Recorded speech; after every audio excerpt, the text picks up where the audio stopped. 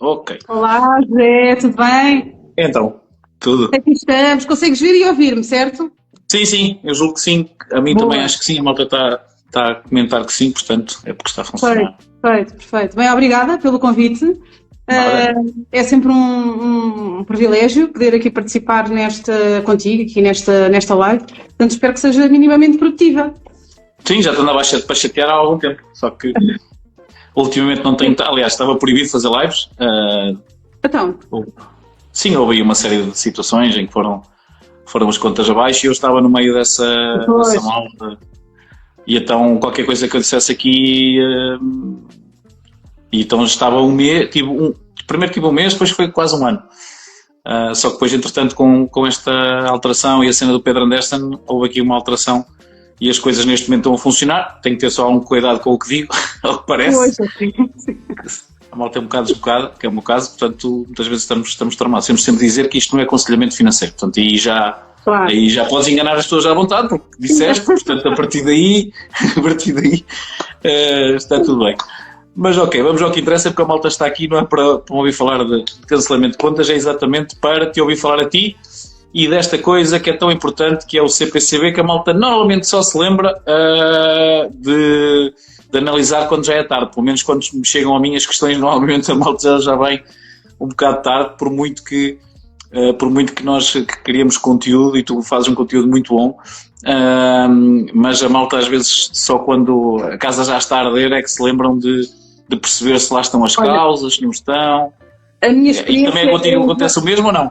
é exatamente a mesma, a experiência que tenho é exatamente o mesmo, ou seja, basicamente as pessoas avançam para o CPCV, que é uma das fases mais importantes do negócio, sem dúvida absolutamente nenhuma, porque quando nós chegamos à escritura pública, as coisas já estão alinhadas e está lá um notário para se certificar que de facto as coisas estão mais ou menos alinhadas e portanto o negócio pode ser, ou pode concretizar-se. Agora, quando de facto, nós vamos celebrar um CPCV, há muitos temas aqui em jogo e as pessoas muitas vezes menosprezam e é muito subestimado. Eu acho que em grande parte, e não vou culpar as mediadoras imobiliárias que fazem o seu trabalho, logicamente, mas em parte as pessoas acabam... O negócio é sempre uma coisa que está muito em volta de emoções, não é? Mesmo até para os investidores já experientes. E o que acontece é exatamente isso, as pessoas não querem perder o negócio e depois acabam por querer assinar, às vezes também pressionadas, em que têm que assinar os CPCVs de um dia para o outro, literalmente, e depois acabam por não procurar ajuda e pronto. E depois quando as coisas... Eu acho que é um bocado isso. Às vezes é essa pressão e eu também que não estou na área, acho que a culpa também é nossa, da parte da malta do imobiliário e também hoje em dia da malta da intermediação de crédito, porque uma das questões que eu te quero começar já por fazer, porque normalmente é a que a malta mais coloca, e se o comprador não conseguir o crédito depois de ter assinado o CPCV? Ora, por isso é que é tão importante, porque eu acho que esta introdução veio a calhar, porque de facto o CPCV pode acautelar as partes nesta situação. E é uma situação muito comum. E até te vou dar um exemplo prático que me tem chegado muitas vezes, que é, vamos imaginar, as pessoas fazem um crédito, as pessoas normalmente ficam mais descansadas quando têm um crédito pré-aprovado. E, portanto, com o crédito pré-aprovado as pessoas relaxam e acabam por avançar com o CPCV e não se preocupam muito no depois. Mas com as recentes alterações que existiram aqui na lei, o que é que acontece? Deixou de ser, por exemplo, necessária, vou-te dar um caso típico, necessária a apresentação no dia da escritura pública da licença de habitação, por exemplo. E o que é que acontece? Já tive casos de clientes em que achavam que estava tudo ok, tinham o crédito pré-aprovado, chega à altura, já tinham assinado o CPCV, já tinham investido no sinal, não é? E de repente vem a recusa do financiamento. E o que é que acontece aqui? E muitas vezes porquê? Precisamente porque o banco depois considera que é um risco muito grande estar a financiar um imóvel que não tem licença de habitação. Sim. E porque muitas pessoas desconhecem isto, que é um imóvel sem licença de habitação também não pode ser arrendado. Portanto, não pode ser destinado à habitação. Nós temos que destinar os imóveis para o fim aqueles próprios. Legalmente não. Legalmente não. O problema é que a malta depois está sempre nessa zona. Pois, nessa zona cinzenta, eu percebo. Mas tudo bem, ou seja, as pessoas podem comprar imóveis, sem dúvida nenhuma, sem licença de utilização e depois tentar legalizar o imóvel e está tudo bem, mas a questão é que depois o preço também pode ter aqui, não é? Podemos jogar com isso depois num período de negociação, mas o que tem acontecido, e aquilo que nos chega muitas vezes é desconhecimento por parte das pessoas. E depois o que é que acontece? As pessoas avançam e chegam a um ponto em que o banco acaba por recusar o crédito e perdem o sinal. Porquê? Porque não acautelaram isto no CPCV. Portanto, quem vai recorrer a financiamento bancário é muito importante que insistam nesta questão no CPCV, ou seja, incluir uma cláusula específica em que dizem que caso haja recusa do financiamento, então o final deve ser devolvido. Porque se isto não estiver, não há lei nenhuma que nós consigamos socorrer-nos para conseguirmos fazer valer aqui a devolução do sinal. Simplesmente as pessoas perdem o sinal. E, portanto, exatamente. Aliás, nem estou a falar só da questão da licença, que é uma questão que está agora muito em voga, precisamente... Basta uma avaliação? Basta uma avaliação abaixo? Ou de repente a pessoa ficar desempregada. Ainda há pouco tempo estava a falar com a Mónica do Departamento Jurídico precisamente sobre isto. Clientes que têm sido, que entretanto estavam em processo de financiamento e tudo mais, já tinham assinado CPCV, de repente ficam desempregados. Não é? Portanto, há aqui uma série de situações que podem acontecer e que se não tivermos devidamente acautelados no CPCV, o que acontece é que as nossas poupanças que empenhamos aqui no sinal, não há nada a fazer, perdem-se e pronto. Sim, é um bocado isso, e a questão é que é uma cláusula simples, embora o que eu sinto no mercado, e vou percebendo até das pessoas, é que da parte de quem está a vender hoje em dia, também há uma pressa e querem assinar as menos cláusulas possíveis, porque como o mercado é do vendedor, se você quiser a cláusula, eu vendo a outra pessoa. E então isso cria problemas exatamente, porque as pessoas depois estão a comprar um problema que lhes pode ser caro e que muitas vezes tem um bocadinho a ver com o que nós estamos aqui a dizer. As pessoas também só se lembram quando as coisas já aconteceram, e acontece com alguma frequência, infelizmente. Mas numa situação destas também, uma das questões que também nos apareciam, o que é que acontece quando uma das partes desiste do negócio? Pronto, é assim, ou seja, se nós estivermos a falar do promitente comprador, vamos simplificar Sim. E no fundo chamá-lo de comprador, pronto, que não é numa fase preliminar, ele ainda é um promitente, só está a prometer comprar e está a prometer vender, exatamente. Mas pronto, basicamente, se o comprador desistir, basicamente o vendedor tem direito a ficar com o sinal. E isso, aliás, é uma das cláusulas que costuma estar sempre tipificada nos CPCVs e, aliás, se não estiver, também decorre da lei, portanto, também não vem nenhum mal ao mundo. Se for, de facto, o vendedor que desista do negócio, basicamente é obrigado, então, a pagar o sinal em dobro ao comprador e, portanto, basicamente estas são as consequências. Mas mais, é porque, além destas consequências, no CPCV, se for um CPCV que tenha sido feito por advogado, em que, de facto, a posição daquela parte em específico esteja acautelada, tanto do lado do comprador como do lado do vendedor, também é possível adicionar algumas penalizações por incumprimentos, por moras, portanto, na marcação da escritura, portanto, tudo isso pode ser regulado no CPCV. Agora, se nada ficar regulado, aquilo que decorre da lei é exatamente esta, portanto, ou há a retenção do sinal, ou há a devolução do sinal em dobro, consoante a parte que esteja aqui faltosa. E depois existem alternativas, como é o caso disso, que são específicas do contrato, mas isso depois também são outros 500, são questões mais técnicas, mas que também podem e devem ser acauteladas no CPCV. Sim, okay. Sim. Porque às vezes é mesmo isso, ou seja,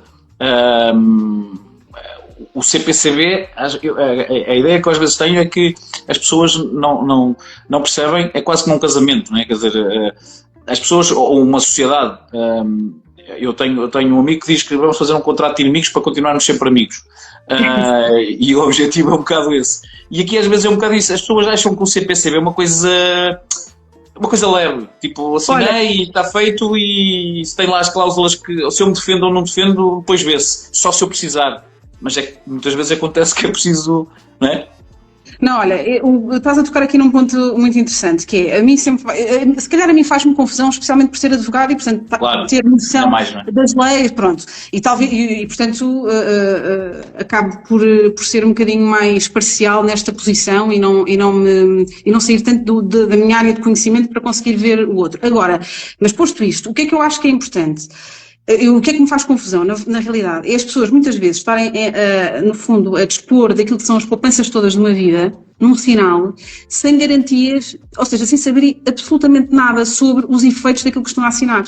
Porque mais do que a escritura, e volto a frisar, o CPCV é aquilo que pode correr realmente mal, porque se o negócio não se... Na escritura toda a gente está lá para celebrar o negócio, e portanto é aquilo que a pessoa está a comprar e pronto. No CPCV não, a pessoa pode de facto estar aqui a comprometer o seu futuro, não é?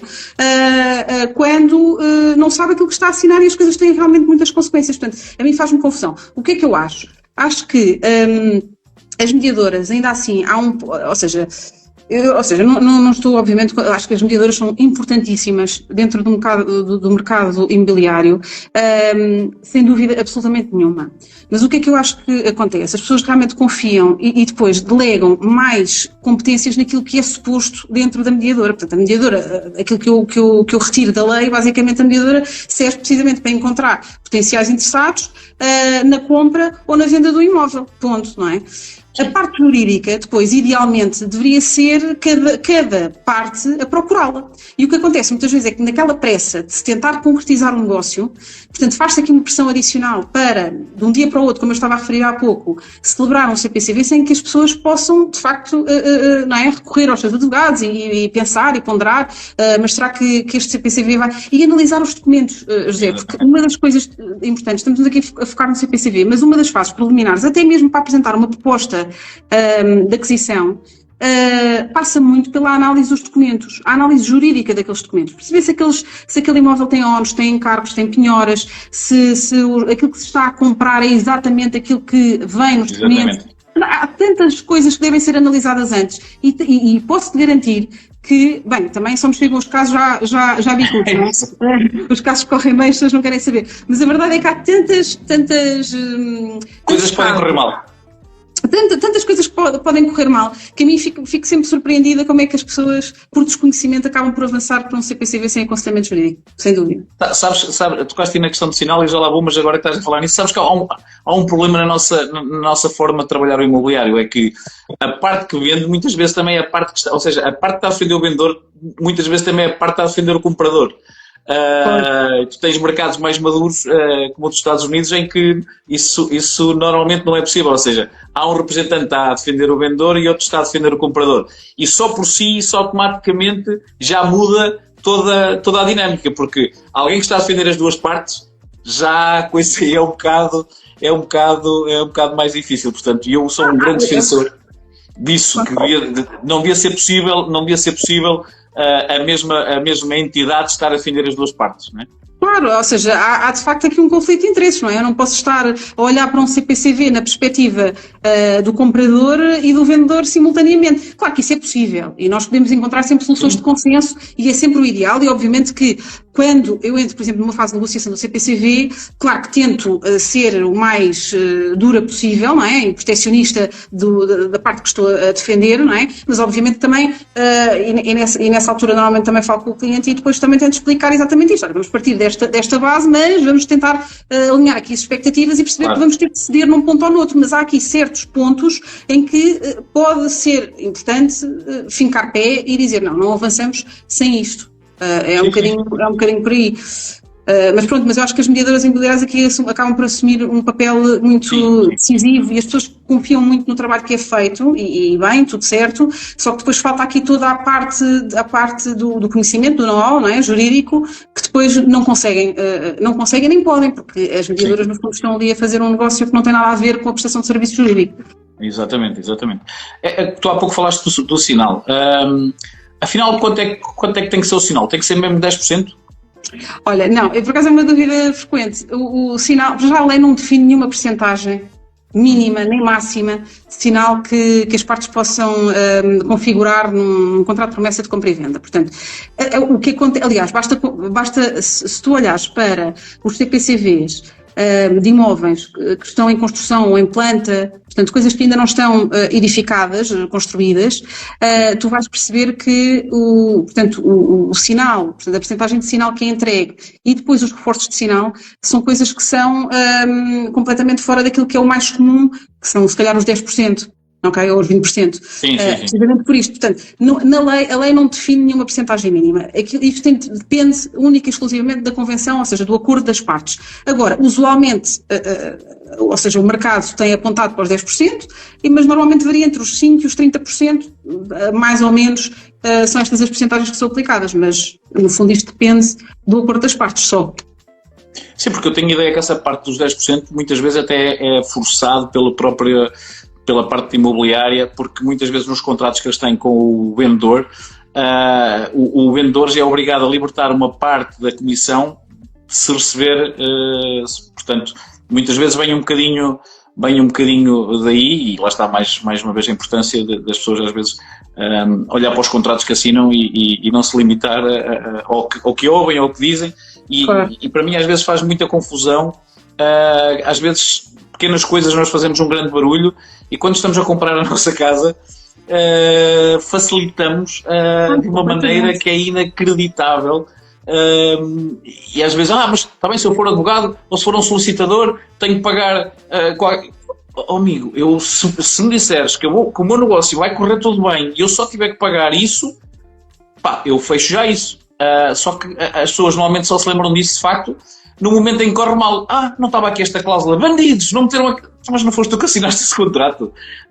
Alguém te apontou uma pistola, não é? Às vezes depois temos aqui um bocadinho uma situação que às vezes acaba por ser inconveniente, não é? Porque é um bocado o que tu dizes, o aconselhamento deve ser feito porque também quem está a defender as partes, não é? E esta questão, eu acho que ainda há uma cultura, infelizmente, muito em Portugal, que normalmente só os advogados e os solicitadores só são necessários para os problemas, quando eu acho que é exatamente o oposto. São quase como é tomar uma vacina para que não venha o problema, não é? Até mesmo do ponto de vista fiscal, porque se tu reparar, há um tema interessante que é a questão da cedência da decisão contratual, e que tem muita influência, portanto, os custos que tu vais ter do ponto de vista fiscal tem somente a ver com aquilo que tu assinaste no CPCV. Vou-te dar um exemplo. Tu sabes que agora as coisas, isto das cedências de decisão contratual estão cada vez mais na moda, sim. Não é? Uma prática cada vez mais comum, e para explicar às pessoas, basicamente, eu assino com o José um CPCV, e normalmente isto até é mais comum na compra de imóveis em planta, não é?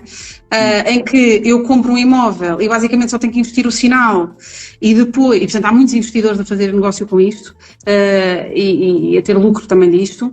Sim, portanto há pessoas que podem ganhar dinheiro com o CPCV, não é? Podem ganhar dinheiro com o CPCV, e tem sido uma prática cada vez mais recorrente aqui ou seja, e feita pelos investidores, nomeadamente nesta questão da compra de imóveis em planta, ou seja, eles não estão construídos, portanto o valor inicial é substancialmente mais baixo do que aquele que será o valor comercial praticado depois na conclusão, e a única coisa que eu preciso enquanto investidor é eu entrego um sinal, portanto que é um valor irrisório, uma percentagem, os 10% ou os 20% que sejam do valor total do negócio.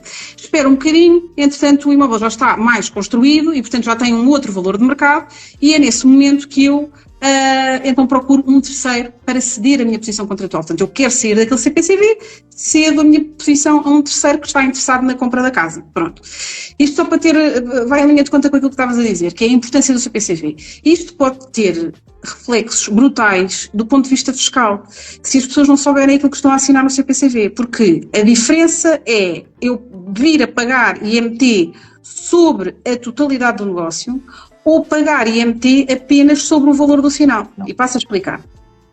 Se nós tivermos um CPCV com uma cláusula lá dentro que diga que é o que nós chamamos de uma cláusula de livre cedência da posição contratual, que significa que a pessoa que me está a vender, o vendedor, basicamente diz: sim senhora, eu autorizo, se tu quiseres ceder a tua posição contratual, eu dou-te a minha autorização. E isso está escrito no CPCV. Portanto, se tem esta cláusula, o que vai acontecer é que eu, ou seja, neste caso, quem vai ceder, vai ter que, eventualmente, pagar mais-valias sobre o valor que eu fiz a mais, não é? Portanto, eu paguei sinal, claro. Se calhar até é melhor dar exemplos concretos. Mas, basicamente, eu vou ter que pagar mais-valias sobre o valor e vou ter que pagar IMT sobre o valor do sinal e o terceiro também terá que pagar IMT sobre aquilo que me pagou, ou seja, a quem cedeu.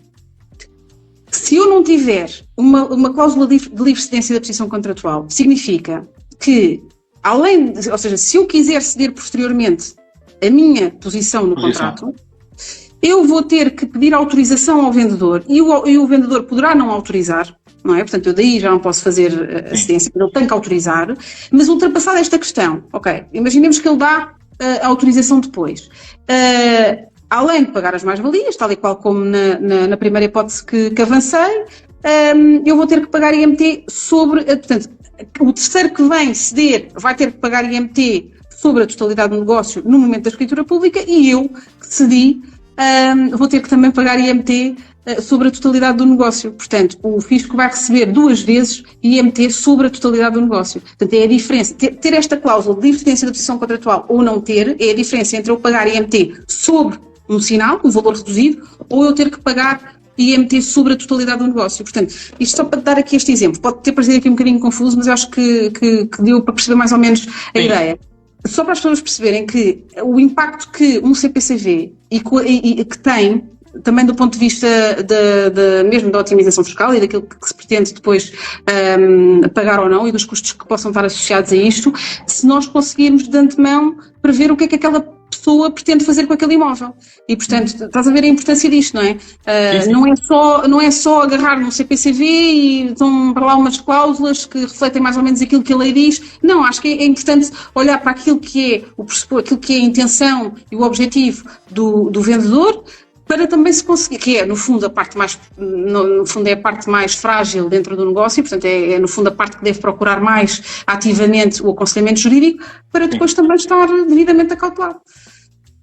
Sim, não, isso faz todo sentido, até porque cada vez mais tens pessoas que, como é que eu lhes hei de chamar, são investidores imobiliários, mas vão um bocadinho arrastados por alguém que diz que já ganhou não sei quanto, e muitas vezes não têm noção destas coisas e metem-se em complicações grandes, mais um motivo para estarem aconselhados e que muitas vezes não o fazem. Aliás, metem-se nestas coisas, muitas vezes acabam por financiar com o banco, depois não corre nada bem e acabam sem casa, sem ganhar e ainda têm que pagar uma casa, ainda têm que pagar um crédito ao banco. Portanto, às vezes a coisa complica.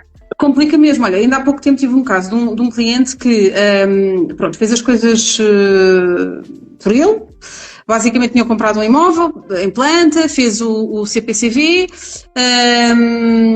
tudo ok, e a dada altura aquilo começou a demorar muito tempo e pensou, bem, aconselharam-me a fazer aqui assistência de posição contratual, posso aqui encaixar algum dinheiro, avançou logo numa mediadora imobiliária para o valor da cedência, ou seja, basicamente o cliente o que disse foi, ok, eu cedo a minha posição por X. Chegou a fechar esse valor com o terceiro, não é? Que iria ficar na sua posição, e depois então é que me procurou. E quando me procurou, e nós estivemos a fazer aqui as contas, não é? Percebemos que o valor que a pessoa que tinha negociado com este terceiro, portanto, ainda ficaria prejudicado, iria perder dinheiro, porque feitas as contas, pagar as mais-valias, pagar o IMT e tudo mais, porque não tinha uma cláusula de existência da posição contratual, portanto era uma brutalidade e portanto não lhe compensava. E portanto, e mesmo assim, teve que pagar a comissão à mediadora imobiliária, mesmo não concretizando o negócio, porque entretanto foi o cliente que se recusou a avançar, mas é que é do mal ou menos, não é? Portanto, mais vale largar algum dinheiro da comissão da mediadora imobiliária por ter recusado o negócio do que propriamente depois lá mais à frente ter aqui uma carga de trabalhos, quando na verdade poderia fazer um excelente negócio. Só que lá está, é isto, antes de se concretizar o negócio, antes de se firmar o que quer que seja, é tentar perceber porque é possível fazer a assistência da posição contratual, mesmo que não exista esta cláusula de livre cedência. Só que então o valor para o qual nós vamos apresentar ao mercado vai ter que ser um valor completamente diferente, um valor que acautele também, que se consiga tirar dali algum lucro, feitos depois, não é, as deduções dos impostos todos que tem a liquidar e das mais-valias. Basicamente é isto. Sim, o objetivo à partida é fazer lucro numa situação dessas, não é? Olha, dizer só à malta para não saírem da nossa live, porque eu estou a oferecer um livrinho autografado, portanto, amanhã vou fazer uma questão nos stories sobre esta live, portanto, mantenham-se aí até ao final. Se quiserem descarregar grátis, basta escrever livro nos comentários e vão receber.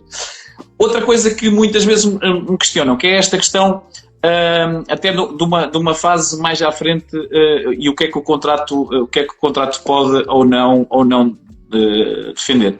E se o imóvel depois tiver penhoras ou outras coisas que estão a dificultar o negócio? Olha, se tiver, até posso contar outros casos, eu acho que as pessoas depois acabam... Storytelling é a melhor coisa que pode haver. Mas tenho sempre aqui alguns exemplos que, pronto, sou sempre um pouco infelizes, do investidor que também, ou seja, porque as pessoas depois o que é que acontece? Há investidores que já estão habituados no mercado, as coisas vão correndo bem e depois têm aqueles feelings e avançam e muitas vezes acabam por excesso de confiança avançar para determinado negócio. E depois a dada altura o que é que ele fez? Portanto, não avançou para CPCV, portanto não fez CPCV, tudo certo, as pessoas não precisam de fazer CPCV, quando têm o dinheiro todo em mão podem avançar logo para a escritura pública, isso pode ter aqui algumas nuances, mas basicamente o que é que acontece? Marcou a escritura pública e no dia da escritura pública era de manhã com o cheque na mão, portanto foi ao banco, foi buscar o cheque e de repente pensou assim, vou ligar à advogada só para garantir que... Descar consciência. E eu perguntei, então envie-me a certidão permanente, quer dizer, às tantas, quer dizer, a 2 ou 3 horas da escritura também não podia conseguir fazer milagres, mas pelo menos a vista de olho. E pediu à mediadora enviou-lhe a certidão permanente, uma certidão permanente com 4 meses. Que excelente, porque a maior parte dos casos que me têm calhado são certidões permanentes, às vezes 6 meses, 1 ano, o que seja. Eu já explico porque é que isto não é a melhor prática. E aquilo que eu disse foi, eu não vou olhar para uma certidão permanente com 4 meses. A certidão estava limpa, ok? Eu não vou olhar para uma certidão permanente com 4 meses. Portanto, por favor, peça. Problema que nós quando pedimos online, o que é que acontece? Não é? Portanto, as coisas aquilo pode ser disponibilizado no dia, mas muitas vezes pode demorar 1 ou 2 dias. Conseguimos obter a certidão, aqui por outros meios. E o que é que lá estava? Uma penhora. Portanto, é daquelas coisas que as pessoas têm que ter noção que antes de avançar para o CPCV é muito importante verificarem a certidão permanente e a certidão permanente custa 15 euros, nem que tirem 5, 6, 10 certidões permanentes até à celebração da escritura pública. É importante saberem aquilo que estão a comprar. E, portanto, os registros, o registro que é feito no tribunal de uma ação executiva, que é dali onde nasce uma penhora, não é? Portanto, sim, uma ação executiva basicamente existe quando de facto existe uma dívida, não é? E, portanto, o credor intenta uma ação executiva para depois poder penhorar os bens daquele devedor.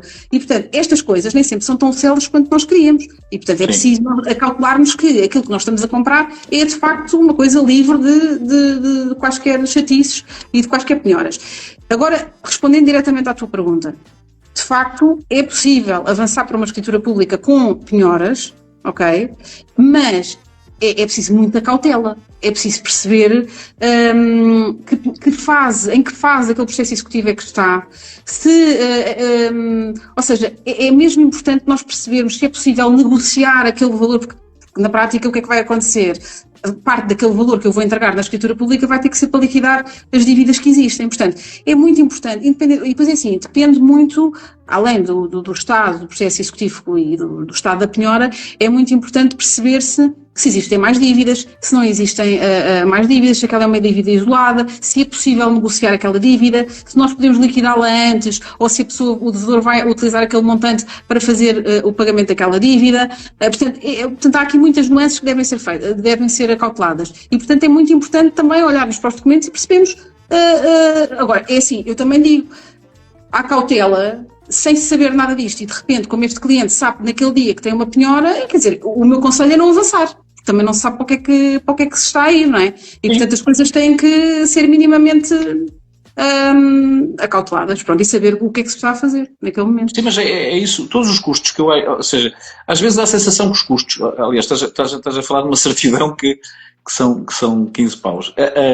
Às vezes eu acredito que seja mais desconhecimento do que outra coisa qualquer. Ou então aquilo de acharem que estão com o mediador ou que estão com o intermediário que estão salvaguardados dessa forma.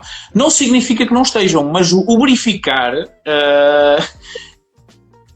estamos a investir muitas vezes, é o negócio da nossa vida, quer dizer, acho que é o mínimo que nós... E depois não pode ser, depois de, afinal não verifiquei e temos aqui um problema. Depois, Deus me acuda. São 15 paus. E falar com um advogado, ao contrário que as pessoas possam achar, também não é o fim do mundo. Não é, não. Às vezes estamos a falar de coisas que a mim sempre me fez muita confusão. E às vezes até comento, aliás, é engraçado que a última casa que eu comprei, tínhamos que fazer CPCB, só que o negócio foi tão rápido que eu assinei o CPCB no dia da escritura. Ou seja, exatamente, quem queria vender estava com pressa e eu também, para aproveitar essa pressa e para melhorar o negócio, como é óbvio, também consegui logo o financiamento. E então foi engraçado que eu, no dia da escritura, antes da escritura, tive a assinar o CPCB, até porque fazia parte do processo da imobiliária e eu respeitei, portanto, ok. Mas lá está. Mas a parte da documentação eu salvaguardei-me, ou seja, pedi tudo o que era necessário. Aliás, eu posso dizer que até foi quem me ajudou na compra, apesar de eu estar à vontade em fazê-lo. Eu preferi falar com o mediador e dizer: olha, preciso deste tipo de imóvel, procura uma coisa para mim. E ele falou com os imobiliários, apresentou-lhe o negócio e foi engraçado porque ele próprio não estava preparado para isso, então foi engraçado que marcou: ela tinha que assinar o CPCB. Isso, mas a escritura é lá ainda amanhã, eu não preciso deslocar à beira para... No dia da escritura assim não há problema nenhum. Mas como é óbvio, salvaguardei-me nesta questão do que estamos a falar, da documentação que nós conseguimos medir e conseguimos perceber se devemos avançar com o negócio ou não. Mas até estamos agora aqui a falar de valores. Quem é que normalmente tem que pagar os custos do CPCB? Isso há qualquer coisa que defina isso ou não? Não, também não há. Há uma ou seja, basicamente, o que era o ideal? Que era aquilo que eu estava a dizer inicialmente. O ideal é que, portanto, o negócio é apresentado às partes e, basicamente, cada uma das partes idealmente deveria falar com um advogado da sua confiança para poder acautelar a sua posição naquele negócio. Portanto, isto era o ideal. Agora, se nós tivermos que escolher uma das partes, sem dúvida, a escolher uma das partes que deva, de facto, procurar ativamente apoio jurídico, será a parte, como eu estava a dizer, mais fragilizada, que é o promitente comprador, não é? Porque é aquele que vai avançar com o dinheiro para o lado de lá. E, portanto, nessa medida, o que é que acontece? Se a pessoa incorrer em custos, portanto, será o promitente comprador a procurar aconselhamento jurídico, portanto, será ele a suportar os custos e, portanto, a lei não define propriamente quem é que deve suportar os custos desta fase da celebração do CPCV e tudo mais. Mas, regra geral, os custos também correm a grande maioria por conta do promitente comprador, não é? Portanto, mas não existe nenhuma regra específica neste ponto. Agora, é importante, especialmente o comprador, procurar aconselhamento e era aquilo que estavas a dizer, que é, de facto, é um investimento, talvez para muitas pessoas é o único investimento que vão fazer na vida, não é? E é o investimento da vida. Para muitas pessoas, aquele dinheiro que entregam a título sinal é um esforço gigantesco. E, portanto, pagar literalmente meia dúzia de trocos comparado com aquilo que vão investir e para poderem, porque assim, todos os negócios comportam riscos, ok? Mas uma coisa é eu avançar para um negócio em que eu consigo ter noção dos riscos calculados, não é? Exatamente. Outra coisa é eu não fazer ideia. E claro que durmo descansado porque não faço mínima ideia do que me espera, não é? Mas depois quando vem o problema é muito mais difícil de gerir. Quando vem a conta... É, completamente. E perde-se mesmo, aí é que se perdem-se noites e depois muitas vezes as pessoas não podem. Eu já tive casos de pessoas que perderam o sinal porque desistiram a dada altura do negócio, sem saber, porque achavam que tinham razão pela desistência, porque o banco recusou e achavam que basicamente se o banco recusava não era culpa deles e portanto poderiam desistir do negócio. Não é assim. Perderam o sinal e muitas vezes o valor, e muitas vezes eram as poupanças daquelas pessoas nunca mais, ou seja, pelo menos num curto espaço de tempo ou médio espaço de tempo não vão conseguir avançar sequer para a compra de uma casa. Portanto, é assim, se há coisa que, se as pessoas também não pagam, ou seja, se não poupam na saúde, não é? Se temos um problema, sei lá, vamos ao médico e paga-se o que for necessário e paga-se os seguros de saúde, etc. Tem de haver mais esta cultura de prevenção, que é recorrer ao advogado antes de haver asneira. Certificar-me. E olha, por falar nisso, eu até te vou dizer uma coisa, que não era para dizer, mas eu acho que se calhar faz sentido. que é, precisamente por isto, por cada vez me ter percebido mais que as pessoas cometem muitos erros e precisamente por esta questão desta pressão que é feita pelos intervenientes, pelas partes, muitas vezes não é o promitente vendedor que faz esta pressão. Sim. É que nós ainda não lançámos, mas vamos lançar uma ferramenta que, aliás, já está pronta, mas está aqui questões aqui relativas a pagamentos, que é uma coisa super acessível para qualquer pessoa e que basicamente faz aqui o quê? Permite que a pessoa possa submeter um CPCV e ter uma análise do CPCV Express, tipo uma coisa em 24, 48 horas, que não é um aconselhamento jurídico personalizado, porque para isso teríamos de ter consulta jurídica, mas pelo menos para descansar as pessoas, que a pessoa submete um CPCV e que depois tem ali algumas, no fundo, ideias daquilo que pode ser melhorado, pode ser ajustado, o que é que não está conforme com a lei, o que é que poderia ser melhorado, e portanto as pessoas já partem para a assinatura do CPCV, pelo menos com os riscos mais calculados. E portanto acho que pode ser aqui uma ferramenta útil. Quando tiveres isso pronto, dizes que eu divulgo aqui, ou até fazemos uma live para explicares melhor como é que... Sim, obrigada.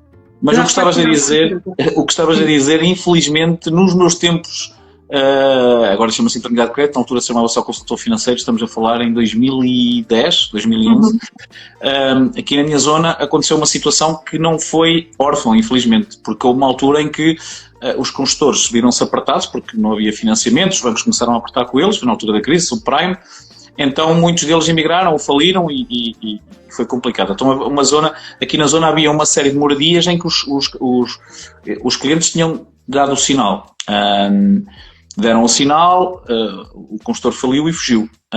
O que é que aconteceu?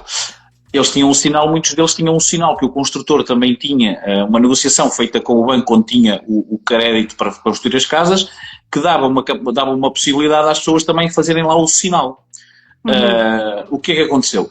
As pessoas, não tem piada nenhuma, porque muitas dessas pessoas, aliás, eu quando estava a escrever este livro, lembro-me bem disso, porque foi na altura uma coisa que me marcou muito e ainda hoje marca, e às vezes até dou muitas vezes esse exemplo, foi, essas pessoas não ficaram sem casa e continuaram a pagar um crédito, porque o crédito teve que continuar a ser pago. Pois. Muitas delas ainda viveram na casa durante algum tempo, mas depois o banco foi buscar o imóvel e expulsou-as de lá. O que é que aconteceu? Muitas dessas pessoas acabaram numa bola de neve e acabaram elas próprias insolventes. Pois, porque, acredito. Para além das depressões, divórcios, uma coisa, de facto, que às vezes as pessoas não têm noção, só passando pelas situações, para perceber, e lá estamos a falar. Sim, exatamente, e lá está. E às vezes são essas pequenas coisas, são estes pequenos pormenores que se tivesse calculado nos CPCVs teria tido um outro desfecho, porque o próprio banco aqui também teria que ter aqui uma outra posição e a questão do crédito ser ou não ser aprovado, portanto eles seriam libertados pelo menos de uma das situações. Mas a questão aqui às vezes é um bocado isso, e estamos sempre a falar destes pormenores de pequenos valores em que as pessoas... Tu achas que há um estigma por se ter que ir a um advogado? Sem dúvida nenhuma. É uma classe muito... Não é só impressão minha. Não, é uma classe muito psicólogo. Aí estás ao psicólogo, está tudo bem contigo? Não, vou lá até para me ajudar a não entrar em problemas. É claro. Não, nós enquanto advogados pertencemos aqui a uma classe muito mal vista, portanto há aqui esta nuvem cinzenta a parar-se o advogado e depois associam muito o advogado ao aldrabão. Isto é uma coisa real e portanto as pessoas têm alguma dificuldade em confiar nos advogados e acham sempre que o valor, e depois muitas vezes acham que o valor não é justo face ao trabalho que é apresentado, porque as pessoas também não têm noção que aquilo que é apresentado por trás, ou seja, o trabalho que é feito não é só o que é apresentado, portanto há um estudo prévio, quantas vezes eu já não tive, por exemplo, a montar uma ação judicial em que eu vou ler jurisprudência porque quero corroborar, não é, os meus jurisprudências são as decisões dos tribunais, para corroborar o meu argumento e depois percebo, ok, mas com a prova que eu tenho, se calhar não é este o caminho, vou apago tudo e vou por outro caminho. Portanto, e só é nesta construção que nós vamos fazendo, isto são horas de estudo, de dedicação que se tem que fazer, de estruturar as ideias e pensar naquilo que é, de facto, o mais interessante para aquele cliente. E as pessoas muitas vezes acabam por não valorizar tanto, porque não é uma coisa que elas consigam ver. Elas conseguem ver mais tarde depois o resultado. E, portanto, eu acho que existe aqui muito este estigma. Pronto, infelizmente, é aquilo que há. Mas pronto, mas olha, que daquilo que eu tenho, da minha experiência, o que vejo é que as pessoas quando tentam aconselhar-se, pelo menos comigo, antes de celebrar o CPCV, ficam sempre muito impressionadas com aquilo que lhes estava a escapar. Okay? Exatamente. Porque exatamente. Achar, ok, é só para dormir descansado e esta pessoa vai me dizer que está tudo ok, e depois nunca está nada ok. Ainda ontem atendi um cliente, também no CPCV, que, uma coisa medonha, tinha várias questões ali, mas uma delas, que parece uma coisa que ninguém nunca reparou, portanto, nem a mediadora reparou, eles também não repararam, ninguém reparou, que é uma coisa básica, que é a pessoa que estava a prometer vender no CPCV, ok, não coincidia sequer com o proprietário que consta da certidão. Eram duas empresas completamente diferentes. Agora, imagina a implicação que isto tem. É eu estar a comprar um imóvel a uma pessoa que não é juridicamente o proprietário. Portanto, eu estou a passar dinheiro para lá para uma pessoa que não está, nem me vai vender nada. Se aquela pessoa quiser desaparecer, desaparece, porque entretanto não tem imóvel nenhum. Portanto, vê lá o nível de gravidade. E estamos a falar, a mediadora não se apercebeu. E a primeira coisa que eu faço é, ok, eu não vou só ver o CPCV, vou ver o CPCV e vejo os documentos todos anexos ao CPCV. Analisas, não é? Exatamente. Quando olho para aquilo, a primeira coisa, logo cabeçalho, o nome, ok, deixa-me ver a legitimidade, pronto, e não coincide. Portanto, às vezes são estas coisas que escapam às pessoas e que as pessoas não têm noção, e é importante que tenham, não é? Que haja mais esta passagem de conhecimento para perceberem que as pessoas não estão sempre de boa fé, e muitas vezes os negócios, e muitas vezes até há desconhecimento por parte do vendedor. Imagina, este vendedor até podia ter propriedade de uma empresa, entretanto constituiu outra, achava que era, não, estás a perceber? Mas isto tem efeitos jurídicos graves depois, na concretização do negócio. Pronto. Como tu disse, estava a passar dinheiro não era para quem tinha a responsabilidade da assinatura do contrato, não é? A questão de registar os contratos, para ti é uma exigência ou não? Para mim, eu acho que é assim, ou seja, não forço, mas é altamente aconselhável. Aquela coisa, ainda para mais, neste mercado, como nós estamos, que é um mercado que, portanto, há uma grande pressão no mercado imobiliário. As casas, agora parece que já há aqui um certo, não é? Começa aqui a abrandar, mas de qualquer das maneiras o que é que acontece?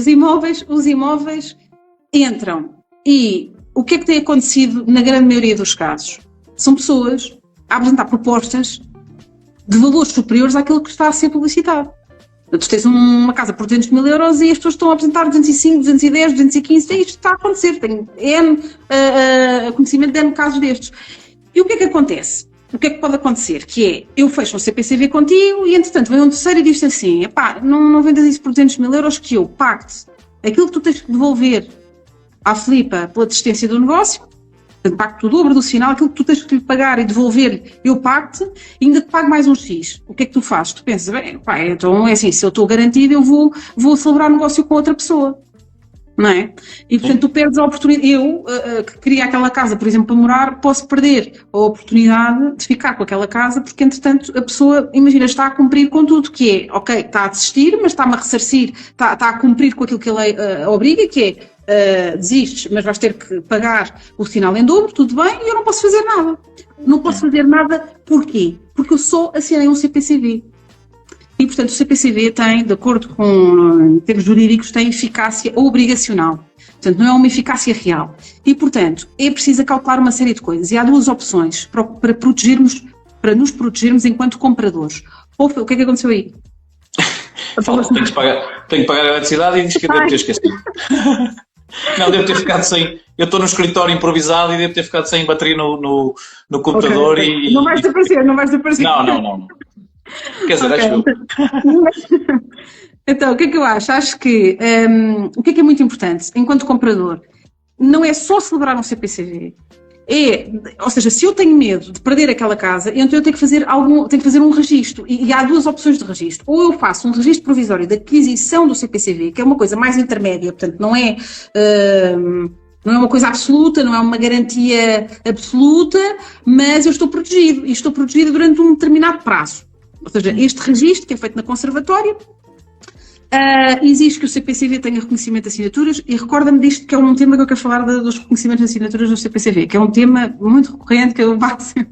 Se alguém estiver aqui que é meu cliente já deve ter levado com esta ladainha, mas que é importante frisar. Mas basicamente eu no CPCV, para eu me proteger enquanto promitente compradora e para garantir, mas para que eu fique salvaguardada de tu, enquanto vendedor, não vendas o imóvel a um terceiro e eu fico sem nada, eu devo fazer um destes dois registros, ou o tal registro provisório de aquisição do CPCV, ou então atribuir e registar eficácia real do contrato. São dois tipos de registros diferentes, mas que têm mais ou menos os mesmos efeitos.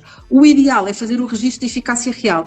Exige que seja feita por escritura pública, o CPCV, portanto tem aqui uma forma mais solene, é um registro que é feito na conservatória, consegue-se agarrar naquele CPCV, aquele CPCV é registado na conservatória e, portanto, ele é oponível a terceiros. Significa que se tu, enquanto vendedor, venderes o mesmo imóvel a outra pessoa, eu consigo, no fundo, anular essa venda e consigo fazer com que aquele imóvel venha para a minha esfera jurídica porque inicialmente tu prometeste vender a mim e eu registrei aquele CPCV, ok? Mas para isto, e volto a frisar, é necessário que isto esteja expressamente indicado, por exemplo, a questão da eficácia real, tem que estar expressamente identificado no CPCV, portanto tem que haver uma cláusula que diz que as partes atribuem a execução específica, eficácia real, ao CPCV, e depois tem que se operar ao registro do CPCV. O que a minha experiência me diz é que 90% se calhar dos CPCVs, pelo menos os que me aparecem, nenhum deles tem registros absolutamente nenhuns. E portanto eu não consigo fazer nada com aquilo. Porque aquilo opera, tem eficácia entre mim e ti. Tu enquanto vendedor e eu enquanto comprador. Se tu vendes a um terceiro, eu não consigo fazer valer aquele CPCV perante um terceiro. Eu não consigo ir atrás daquela casa porque tu vendeste. Pronto, eu tenho que me calar, tenho que me contentar com a devolução do sinal em dobro e tenho que ir à minha vida. Okay? Com estes registros é completamente diferente. Eu fico muito mais protegida e consigo ir atrás da casa. Portanto, quem estiver a pensar, celebrar um CPCV, que tem muito medo de perder aquela casa, porque é a casa dos seus sonhos, o ideal é fazer o registro, quer seja o registro provisório, quer seja o registro de... Ainda mais neste mercado que está sempre a aumentar. Quando era ao contrário, isso não era, nem sequer era tema, mas hoje em dia faz toda a diferença. Mas querias falar das assinaturas, da importância? Porquê? Porque eu parece que estou a bater um bocadinho nas mediadoras, mas não é. Põe mediadora, dou aconselhamento jurídico a mediadoras, está tudo bem. Às vezes acho que é importante alinhar o que é que cada interveniente, não é? Neste tipo de negócio. Qual é o trabalho de cada um, não é? Qual é que é a posição de cada um, exatamente, no negócio. Portanto, eu acho que é um bocado por aí. O que é que mais sucede? São CPCVs que têm uma cláusula, que é uma cláusula do final, que é uma cláusula a dizer que as partes prescindem. Ou seja, basicamente dizem que não querem saber do reconhecimento de assinaturas. As partes prescindem do reconhecimento de assinaturas. E isto é completamente ilegal. Isto é uma cláusula que é nula. A lei exige que um CPCV relativo a bens imóveis tenha que ter reconhecimento de assinaturas presencial. As partes não podem simplesmente decidir que, eu afinal quero afastar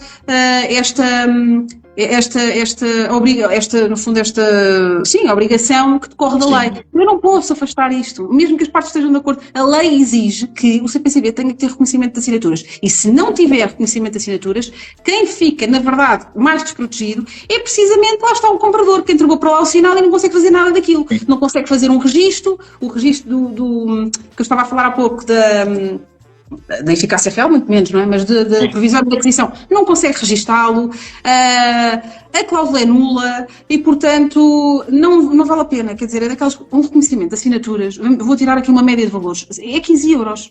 Vou falar de 15 euros. Não custa assim tanto, não é? Ir com aquilo, um CPC, ou chamar um advogado, ou ir a um solicitador, ou ir a um notário, para fazer o reconhecimento de assinaturas. É uma coisa tão simples, é barata e as pessoas ficam cauteladas no CPCV.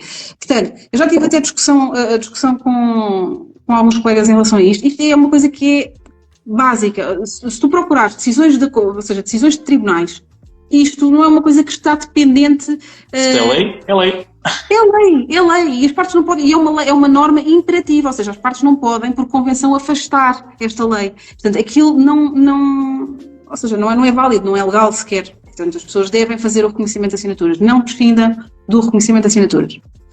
Era isto. Ouviram, malta? Não prescindam. Estavam aqui a perguntar quanto é que fica mais ou menos um registro. Olha, boa pergunta, porque normalmente não faço, não, normalmente eu não não trato muito dessas questões, mas isso consegue-se ver aqui nas tabelas, dos registros. Essa parte aí é um bocadinho mais... Sim, depois dizes-me que eu depois também partilho partilho aí com a malta. E que já estamos quase 1 hora. Isto está a andar bem. Quando a conversa flui é mais fácil. Mas eu queria fazer uma pergunta antes. De qualquer maneira, dizer à malta que basta escrever livro aí para receber o meu livro, e vamos ter uma perguntinha amanhã nos stories. Quem acertar a perguntinha em relação a este direto recebe um livrinho autografado pelo Tizé. Diz-me uma coisa, quais são as cláusulas que tu achas que são essenciais estarem no CPCV? Olha, é um bocadinho aquilo que nós já falámos aqui, não é? Ou seja, quem vai recorrer a financiamento bancário, uma cláusula, não é? Que permita que obrigue o vendedor, neste caso, a devolver o sinal em caso de recusa de financiamento, não é? Acho que é uma coisa importante. É também importante, se calhar, a questão do reconhecimento, desta cláusula que nós estávamos a falar do reconhecimento de assinaturas. É importante, por exemplo, uma das coisas que as pessoas não se lembram, que é, e depois muitas vezes, especialmente na compra e venda de bens, aliás, de imóveis usados, é a questão do estado do imóvel. As pessoas normalmente esquecem isto, não é? Mas porquê é que não fazem um detalhe, uma descrição, uma reportagem fotográfica que anexa ao CPCV a identificar o estado do imóvel? Que é possível. Exatamente, porque o que é que acontece? Com portas, eletrodomésticos...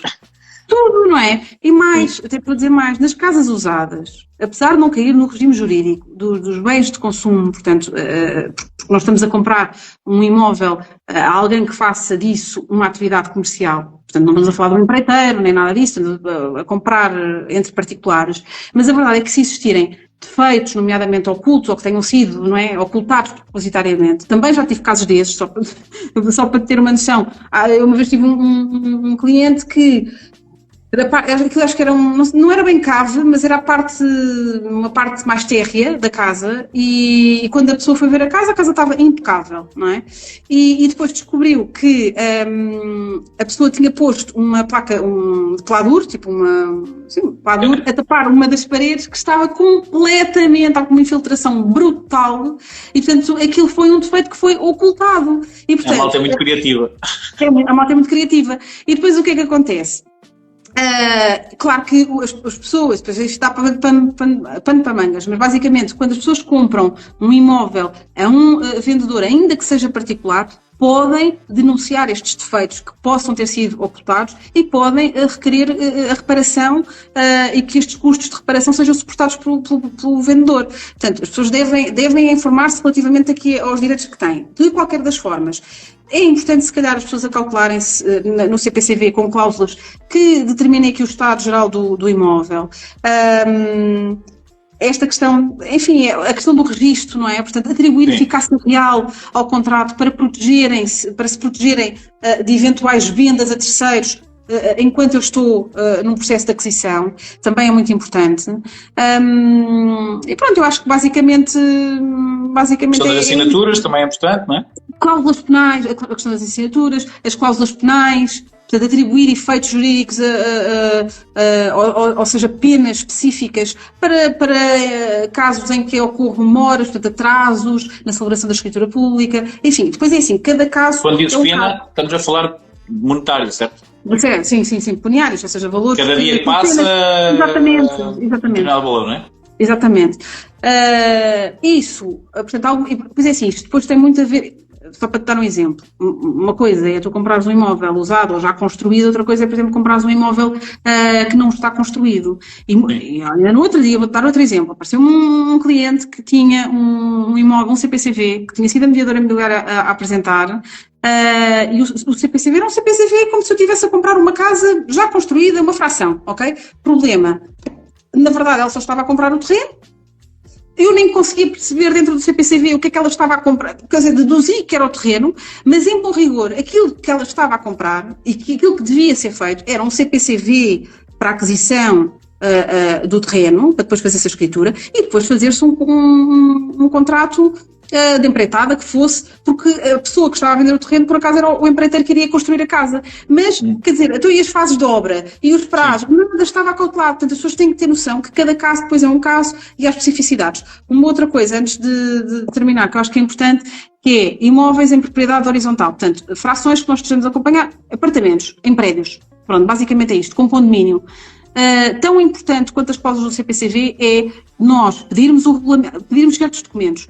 O regulamento do condomínio, perceber que regras é que aquele condomínio tem. Mais importante ainda que o regulamento do condomínio é pedirem-se as últimas atas da Assembleia de Condóminos. Porquê? Tenho muitos clientes que não sabem que o ano passado, ou há 2 anos, se aprovou a substituição do telhado integral e são mais não sei quantos milhares de euros, as pessoas não estão a contar com isso. Portanto, às vezes avançam para a compra de imóveis, ou seja, e fizeram um investimento brutal, com o sinal não têm mais dinheiro, estão à pele e depois de repente vêm-se com esta obrigação de terem que suportar estes encargos com a substituição do telhado ou com a pintura da fachada do edifício. Portanto, é importante pedir as últimas atas, é importante pedir um documento que as pessoas muitas vezes não têm conhecimento, que é o título constitutivo da propriedade horizontal. O caso típico, que é, às vezes os condóminos fazem trocas informais de garagens. Sim. Ou de arrecadações. Okay? E depois as pessoas não sabem o que é que estão a comprar. Achavam que estavam a comprar uma arrecadação com uma garagem, afinal a garagem já nem existe e já é de outra pessoa. Todos estes documentos, eu não estou só a focar nos documentos, que é a certidão permanente, que é o básico, que é a caderneta social, ver se as áreas estão ou não corretas. Portanto, há aqui outros documentos que devem ser analisados juntamente com o CPCV e algumas clausas, consoante o caso, devem estar acauteladas. Sim, e o processo, este bocado dá para perceber que o processo não é assim tão simples para a coisa funcionar. Estavam aqui a questionar uma coisa que acontece muitas vezes e que às vezes é caricato. Porquê? Porque há uma obra que assinaste um CPCV e o CPCV tem um determinado tempo da obra para te entregarem a casa. Muitas vezes isso acaba por não acontecer, mas a pessoa quer na mesma casa, portanto não quer ativar a cláusula. Dá para fazer uma adenda numa situação dessas, certo? Dá para fazer um aditamento, é suposto até que o façam, porque senão então é que, pronto, fica-se assim um limbo jurídico, portanto já não existe aquele contrato, mas ao mesmo tempo as partes não fazem valer, mas basicamente, no fundo, o que ressalta daí é a pessoa poder resolver o contrato, só que muitas pessoas não querem resolver o contrato e querem continuar a aguardar pela concretização da obra, mas é isso, devem fazer, porque assim, a partir do momento em que as pessoas estão sem contrato absolutamente nenhum, obviamente que se nós fôssemos discutir isto para tribunal, o tribunal iria, no fundo, estender os efeitos jurídicos daquele contrato que já está caduco, não é? Portanto, deixou de ter validade, para se conseguir, no fundo, ali tentar conciliar as partes e encontrar uma solução de consenso. De qualquer das maneiras, é sempre preferível as pessoas fazerem aditamentos aos contratos, que é para as coisas estarem minimamente fluídas e aproveitar para nesses aditamentos, fazer ajustes ao CPCV. Que ajustes? Introduzir cláusulas penais, porquê? Porque nessa altura o promitente, o comprador, portanto quem está a comprar, também está numa posição um bocadinho mais, ou seja, aqui temos o vendedor que está a ficar mais fragilizado porque já está em mora, está em atraso, e portanto se está em atraso também há maior capacidade se calhar do comprador em negociar algum ponto do CPCV. Portanto é aproveitar essa oportunidade para tentar negociar, procurar um advogado, fazer-se um aditamento ao contrato e as coisas seguem. Exatamente. Olha, queria-te agradecer, embora a gente já tenha, as pessoas não sabem, mas nós já temos um segundo, que à partida vai ser um podcast, porque é um assunto que eu também quero falar, que tem a ver com a união de facto, e a maior parte das pessoas que têm a união de facto desconhecem os direitos e deveres, mais a questão dos direitos, e é uma coisa que eu acho que faz sentido e que nos questionam muito. Queria pedir às pessoas para te seguirem, basta ir lá acima à setinha, que anda para aqui e vai aparecer a opção para vocês basta fazer logo o clique no botão e já passam a seguir. E não sei se queres dizer mais alguma coisa antes de nos despedirmos sobre o teu trabalho e como é que as pessoas te encontram, não é? Pronto, nós temos várias páginas, ok? Temos 3 páginas, para ser mais concisa. Portanto, há do imobiliariolegal.pt, em que basicamente nós passamos aqui muito conhecimento em termos de imobiliário, não só na compra e venda, o acompanhamento que fazemos também na compra e venda, como também no arrendamento, tudo o que tem a ver com o imobiliário, mesmo com o condomínio e tudo mais, nós damos apoio jurídico nessa área, tem a página e lá vão encontrar muita informação útil que podem precisar. Depois existe o departamento jurídico.pt, que é fundamentalmente presidido pela Mónica, que é, aliás, quem tem aqui todas estas ideias das páginas e tudo mais, e portanto tem ali muito mérito. e estamos aqui a chegar também quase aos 100 mil seguidores no Departamento Jurídico, e basicamente nessa página fala só direito do trabalho, e depois temos o familialegal.pt, que é uma página mais recente e que é dedicada às questões de família, pronto, em que abordamos aqui estes temas. Portanto, são estas as 3 áreas de atuação do nosso escritório de advogados, portanto só fazemos estas áreas porque também nos especializamos, e cada advogado... Eu aconselho a malta a seguir, porque vocês conseguem ter um conteúdo engraçado, descomplica um bocadinho a coisa, e que de alguma maneira às vezes são assuntos mais complexos, e que de alguma maneira, por isso é que eu também me identifico muito com vocês, porque de alguma maneira tentamos fazer exatamente a mesma coisa, descomplicar o que às vezes parece complicado, e pronto, e é por aí. Olha, queria-te agradecer por este bocado, a quem esteve a ver até ao fim. Não se esqueçam, amanhã vou fazer uma questãozinha, e quem acertar, vai ser sobre esta live, quem acertar ganha um livro do T0. Filipa, foi um prazer, até à próxima. Obrigada, José, um beijinho. Tchau. Obrigada.